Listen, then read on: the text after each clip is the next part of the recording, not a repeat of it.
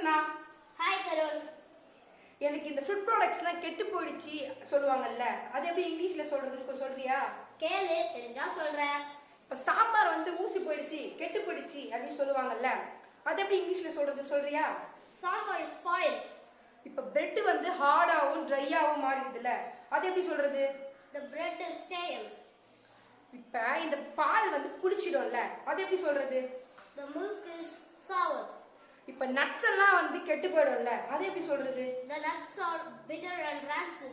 இப்ப இந்த முட்டை மீட் அதெல்லாம் அழுகி போயிடும்ல, அது எப்படி சொல்றது? Eggs and meats are rotten. Cheese வந்து ஃபங்கை பிடிச்சிடும்ல, அதாவது பூஞ்சை பிடிச்சிடும்ல, அது எப்படி சொல்றது? The cheese is moldy. Thank you so much, Prasanna.